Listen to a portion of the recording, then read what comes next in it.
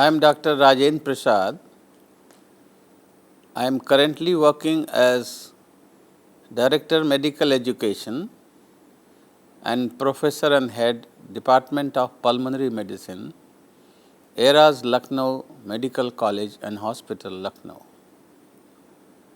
I have been former Director, VALLABH Patel Chest Institute, Delhi.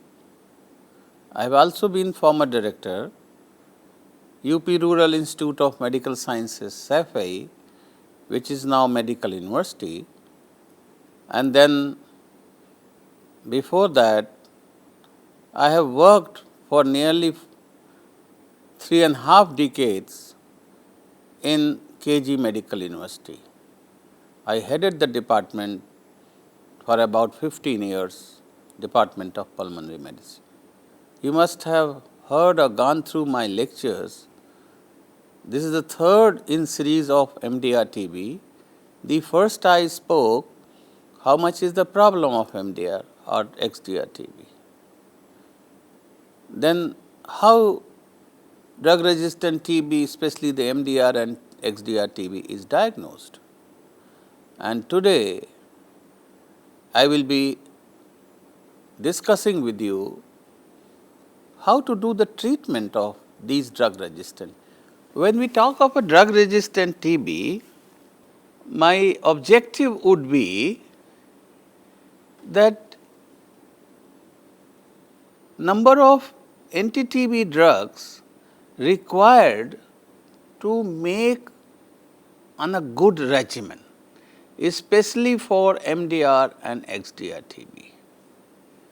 How to choose these effective drugs, and then what would be the duration of treatment, initial phase, and then continuation phase, and then total duration. What is the place of surgery in such type of cases? And finally, I will tell you certain take home messages which are very important.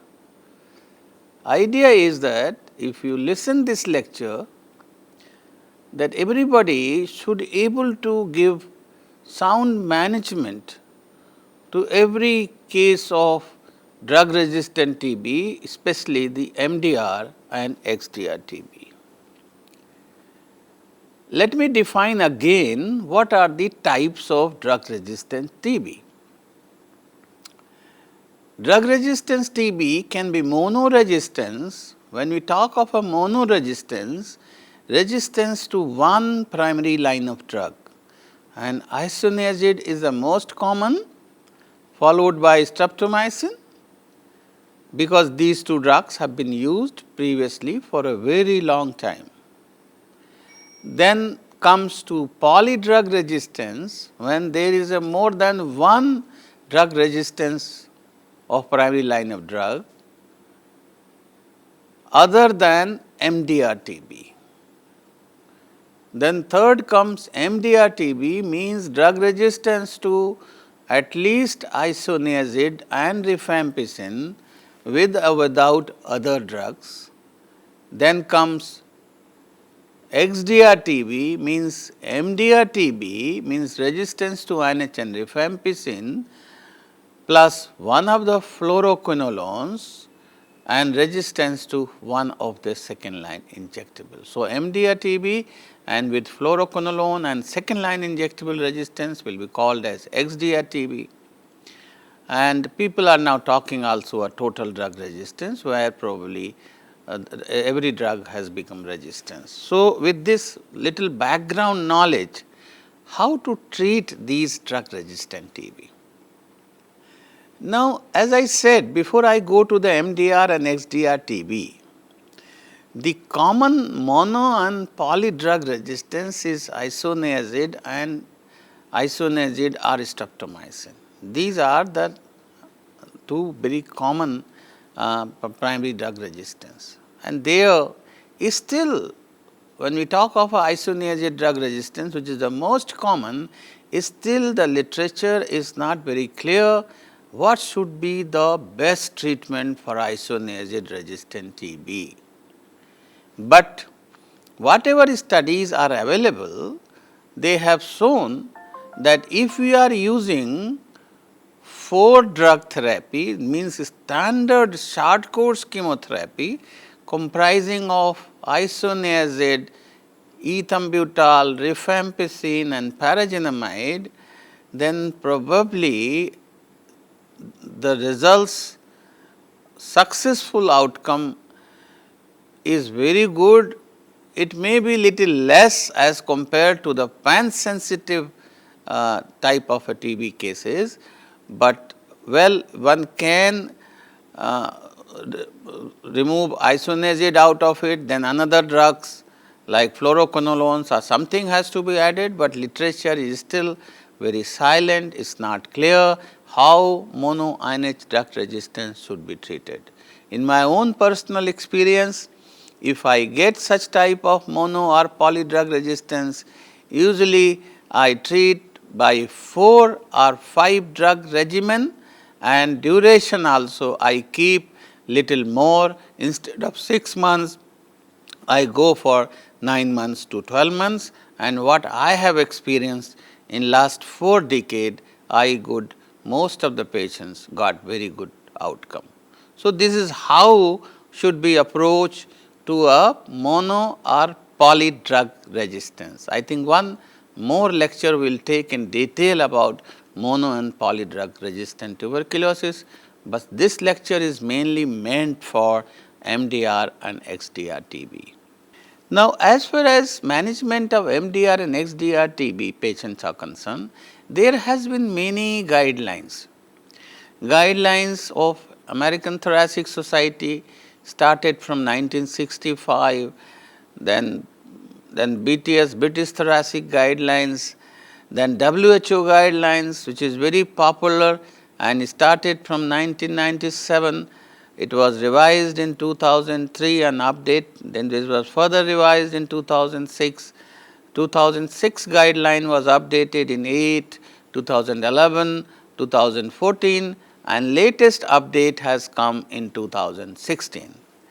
But believe me that most of the guidelines which has come up from out of WHO is not enough adequate RCTs are available. It is mostly based on case series, personal experiences, expert opinion. But now the word is very clear, fairly clear about that how management of such type of MDR and XDR TB would be done. Another question is raised, while managing such type of patients, what should be the model of care? Where they should be treated? They should be treated in hospital or they should have an ambulatory sort of a treatment. Consensus today is that most of the MDR TB patients also can be treated on ambulatory care basis. Well, for certain initial time, for working with these cases, one may need hospitalization, it is not necessary, so that you can work up and then you can put on the treatment.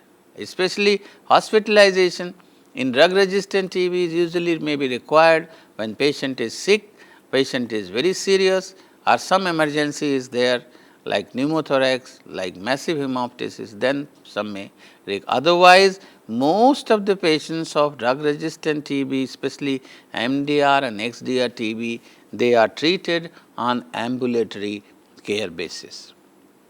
When we talk of treatment of MDR TB treatment, this is the first time I am talking 2 types of regimen in MDR TB. That whether we use a conventional treatment MDR TB regimen or else now lately in 2016 PMDT update, WHO has also advised the short term duration treatment for MDR TB. I will deliberate in little time. And when we talk of conventional, before I go to the conventional treatment, another question is raised always, whether we use standardized treatment or individualized treatment. These are the 2 very important questions. But you know the standardized treatment are cheaper, you need not to have much of expertise, But in individualized treatment, where treatment is based on effective culture and sensitivity report, DST report, unfortunately the DST report, you know, the quality is issue, quality control is the issue. So, what we mostly say that if you can, most of the countries they are having standardized regimen. But well, now we are shifting from standardized to individualized regimen based on culture and DST reports. It needs expertise, it is a costly regimen, it is a toxic regimen also. So, one has to be fairly cautious while treating such type of patients. Now, while treating such type of patient, one question, there are certain questions comes in my mind. I will raise question by question and then I will answer those questions. The first question which is raised is, I am talking of conventional treatment, means which we talk of 2 years treatment roughly. In conventional treatment, how many drugs required to make an effective regimen? Now, to answer this question, most of the guideline, some says 2, some says 3, some says 4, 5, 6 drug. But what is consensus today? That at least 4 effective new second line drugs. Mantra for MDR TB management, I always say, is to make a proper regimen, you have to have at least 4 new effective second line drug.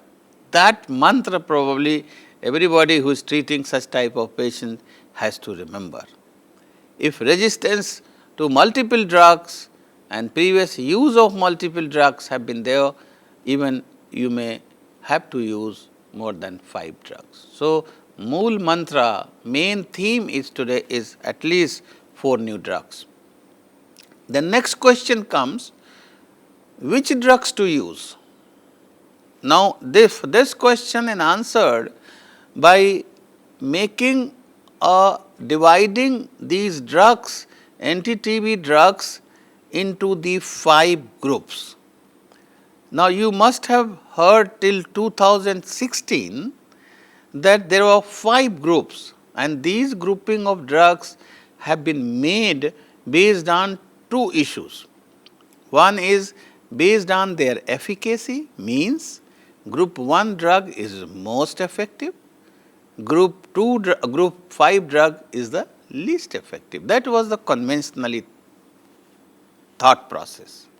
So, with that thought process, and then second, these divisions on division of these drugs were made by the experience of using them. Like group 1, 2, 3 drugs, we have lot of experience to use them, but group 5 drugs we have less experience of using them. So, based on efficacy, based on experience, initially up to 2016 guideline, up to 2014, these groups were divided, these drugs were divided into 5 groups. Group 1 was consist of primary line of drug, especially the rifampicin, isoniazid, pyrazinamide and ethambutol. Rifabutin can also be categorized in this group. Even rifapantin can also be categorized in this group. Group 2 means injectables. They are consist of kanamycin, amikacin and capreomycin, and streptomycin is also included in this group. But most of the time for MDR and XDR TB, we do not use streptomycin. Group 3 is a fluoroquinolone, and usually levofloxacin, gatifloxacin, moxifloxacin, these are the drugs which are used nowadays. Ciprofloxacin has been removed from this list, and ofloxacin is also is not used nowadays. Group 4 drugs are oral bacteriostatic second line anti-TB drugs like ethionamide or proethionamide, like cycloserine or teridazole or paraaminosalicylic acid. These are the group 4 drugs. Group 5 drugs were linezolid, clofazimine, amoxiclav, imipenem celestine, meropenem, high dose isoniazid, thiazidone and clarithromycin. And to this group 5 drug, bedaquiline and delamanid were also added in 2014 guideline. But this table has also been revised in 2016 guideline. I will just share with you. And this table has been revised because of that there are new drugs have been there added like bedaquiline, and secondly that we have got more experience of using the group 5 drug. So, the new group wise classification of drug which was reported in 2016 PMDT WHO guideline is totally different than what we have before 2016 guideline. In this grouping, group A or group 1 you can say is fluoroquinolones comprised of levo, moxi and gatifloxin. Group 2 drug, group B drug were injectables like amikacin, capreomycin, kanamycin. So, group C drug consists of ethionamide, proethionamide, cycloserine or teridazole, linezolid and clofazimine. They have been upgraded. They have come into group C or you can also say group 3. And group D has been add-on agents and not part of the core MDR regimen, but they group D has been divided into further 3 groups, D1, D2 and D3. D1 consists of pyrazinamide, ethambutol and high dose isoniazid. D2 consists of bedaquiline and delamanid, the new anti-TB drugs. And D3, the PAS has been downgraded into the group D3, and then imipenem celestine, meropenem, amoxiclav and thiazidone. And you should know that clarithromycin has been removed from the list. So, this has been a new classification of anti-TB drug, especially for management of MDR and XDR-TB. Now, another question is raised while making these regimens, which drug to use in MDR-TB? Now, again the rule says for conventional therapy, whether you are making individualized regimen or we are making a standardized regimen, include drugs from group 1 to 5 from the previous table in hierarchical order. Use any first line oral agent to which isolate you believe can be sensitive. Use 1 injectables, usually kanamycin is used. Use 1 fluoroquinolone, usually levofloxacin is used, and add as many second line drugs, bacteriostatic agents, group 4 drug, to make at least 4 effective second line drug. Group 5 drugs are usually not recommended in conventional treatment for routine use except where adequate regimen is impossible from group 1 to 5. So, that was the initial when 2008 guideline, these guidelines came that how to choose these drugs. And you know the regimen, standardized regimen for MDR-TB management is the kanamycin, levofloxacin, ethionamide and cycloserine. So, you have seen in this standardized regimen 4 new drugs have been added, and pyrazinamide and ethambutol they were taken from group 1 drug, but reliance is not there. This is for intensive phase, and here in intensive phase I would like to say that kanamycin, that is injectables, is used for 90 days. Formula has gone in TB, at least while managing the drug resistant TB.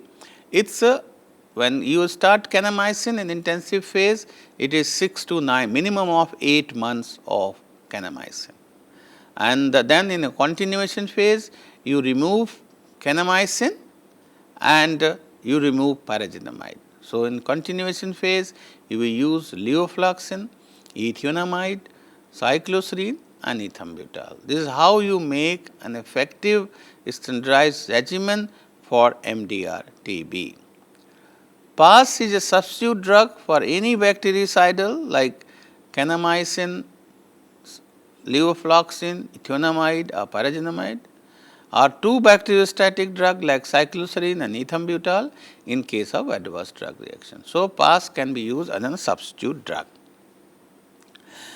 And now question comes that in a new classification of the table of the drugs, how these drugs are made, how these regimens are made. At least that says 2016 guideline clearly says for conventional treatment at least 5 drugs likely to be effective. So, instead of 4 drugs, now they have little changed the sentence and they say at least 5 drugs likely to be effective, including 4 core second line drugs. So, that remains the same, 4 core second line drugs plus pyrazinamide. That was also in before 2016 guideline, they also have said 4 new drugs plus pyrazinamide. So, they are saying same thing, 4 second line core drugs with addition of pyrazinamide, 1 from group A, 1 from group B and at least 2 from group C, and if the minimum effective ATT cannot be composed as above, 1 drug from group D2. D2 means you have already understood, it is a bedaquiline and delamanid, and other drugs from D3 may be added. Unfortunately, the bedaquiline and delamanid in India is not routinely available, they are only being tested in a revised national TB control setup. And regimen may be further strengthened with high dose isoniazid and or by ethambutol. So, that is how in a 2016 guideline with new table of drugs, division of drugs, you can similarly it says the similar thing with little words here and there. But I know that individualized treatment is going to come globally even in India. So, this is going to be further changed and DST guided treatment already have been being pilot tested, already the regimens have been decided and very soon you will listen how to use this individualized treatment. Another regimen for MDR-TB as I talked earlier to start with, that shorter treatment regimen. What is shorter treatment regimen to manage MDR-TB? Shorter treatment regimen is a standardized treatment. There is no choice. And what is standardized treatment? WHO's 2016 guideline has advised. It is the kanamycin, moxifloxacin, proethionamide, clofazimine. So, 4 new second line drugs have been added. What? Kanamycin, moxifloxacin, proethionamide and clofazimine.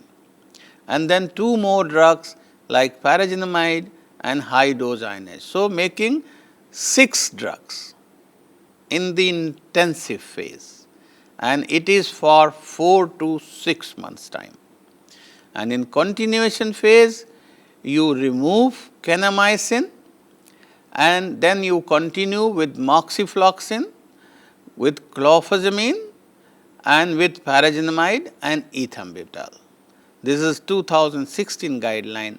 Update says like this. So, total duration would be 9 months to 1 year, and this what we start calling as a shorter MDR regimen.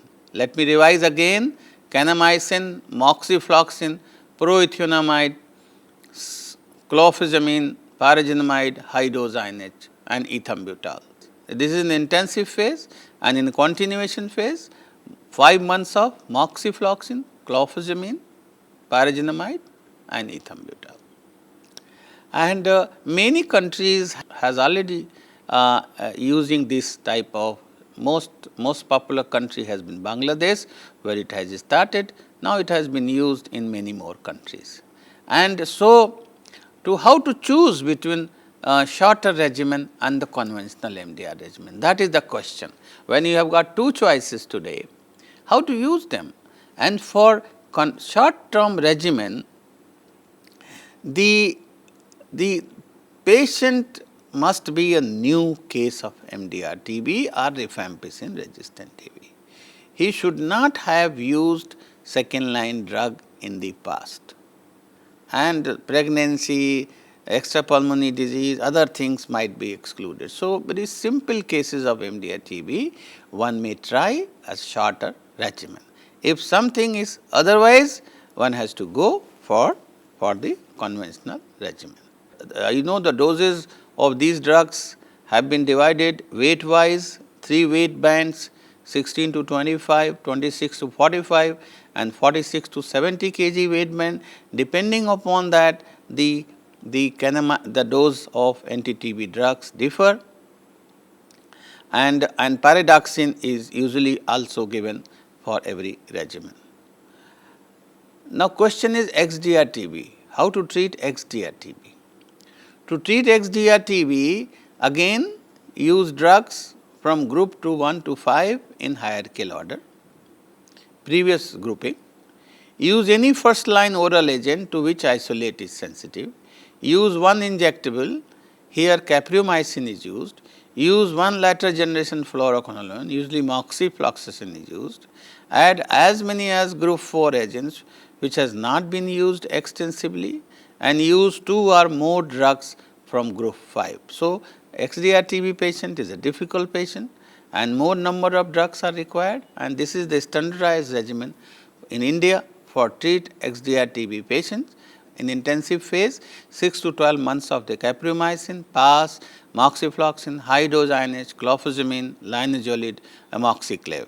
And then in continuation phase, about 18 months, PAS, moxifloxacin, high dose INH, clofazimine, linezolid and amoxiclav. This is a standardized regimen for XDR-TB. And for dose also, here for these doses, the 2 weight bands less than 45 kg and more than 45 kg, depending on that you may use these drugs. Capromycin is, if less than 45 kg, capromycin is 750 milligram, PAS is 10 gram, moxifloxacin remains same 400 milligram for both the doses. For both the weight bands, high dose INH 600 milligram for less than 45, 900 milligram for more than 45, clofazimine 200 for both weight bands, linezolid 600 for both weight bands, amoxiclav for both weight bands 1000 and 250, pyridoxine same dose 100 milligram, and substitute drugs initially was advised as clarithromycin. Clarithromycin is now having less favor to use it. So, what I am trying to say, as far as duration of treatment, I am very clear for MDR-TB not less than 2 years. Usually in intensive phase 6 to 9 months, average is 8 months. In a continuation phase, at least 12 months after culture, but what we say that total duration not less than 2 years. Sometimes we need more duration based on their response to the treatment.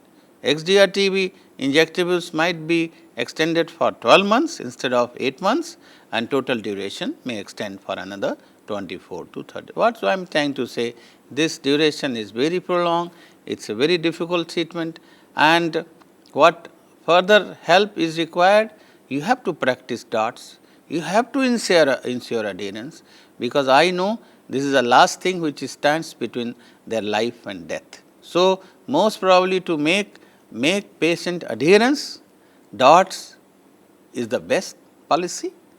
If you cannot practice DOT, we have studied a modified DOTS plus regimen where we have used checking of empty blister pack as a compliance measure, and we got very good results. So, overall intensive health education to the patient and family at the initiation of treatment and at every follow-up visit, that makes patient compliant.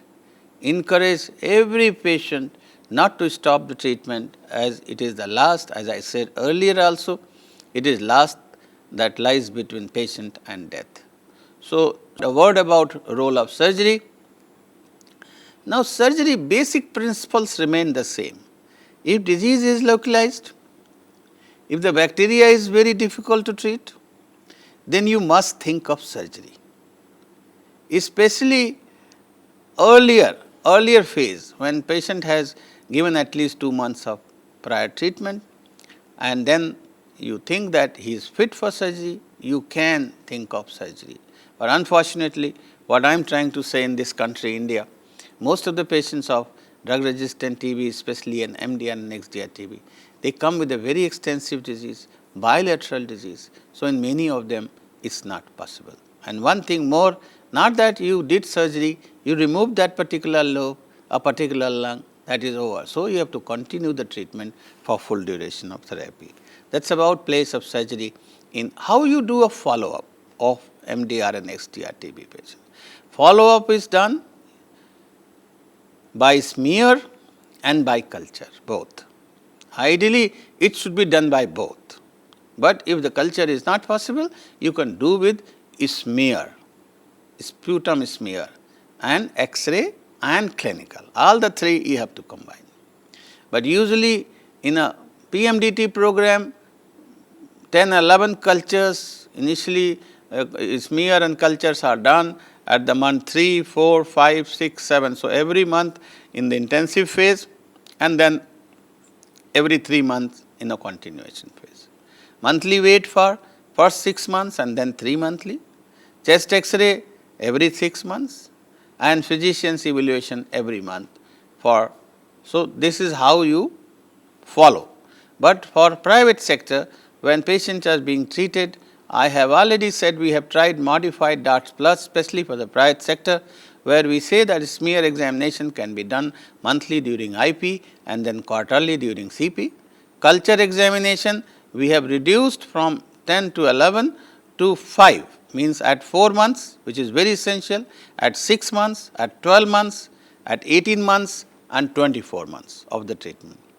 Relevant additional investigations should also be performed if it is indicated. That is how we do a follow-up with patients of MDR TB. What is the outcome? Usually we say that drug-resistant TB, especially the MDR and XDR TB, is very difficult to treat. They are very costly. They are very toxic drug, and outcome is also poor. And if we talk of outcome, I will not take much time, but what in general what I used to say with my patients, outcome is around 50 to 60%. If you know that whole word in PMDT program, outcome is around 50%. But an individual treatment, an individual basis treatment, we have used in the modified DARTS plus, we have able to achieve outcome to around 70 to 75%. So, it can go up to 75 to 80%. And when medical treatment and when surgical treatment has been combined together, you may get little better outcome in the tune of 80%. As far as outcome of XDR TB is concerned, you must be remembering when XDR TB term came in 2006, there is a lot of cases reported from South Africa, and when all the cases of South Africa, they died within first month of diagnosis of XDR TB. So, that came with lot of problem that whether XDR TB patients is really can be cured. But well, later studies they have clearly shows if you make a good regimen, if you make your patient compliance, about 40 to 50% of the patient can be cured even with XDR TB, even in HIV positive individual. Though the HIV positive they have less response as but even XDR TB is not that problematic what initially it was thought. Now, if you make a proper regimen, use them for proper time, make patient compliance, even the outcome may be around 50 to again 40 to 50%. So, with this, ladies and gentlemen, now what are the finally I said I will talk about certain concluding thoughts. You have seen that drug resistance, especially the MDR and XDR TB, they are human made problem, they are man made problem. God has not given. So, its prevention is very, very essential. You have just seen that MDR and XDR TB really is a problem in the society, and how to control it. The first basic principle to control MDR and XDR-TB, control at the level when it starts. And for that, what you have to do? You have to prescribe standard adequate treatment to all new patients of pulmonary TB by all healthcare providers. It is not only the responsibility of the government, all wherever patients are going, they have to follow the good treatment practices.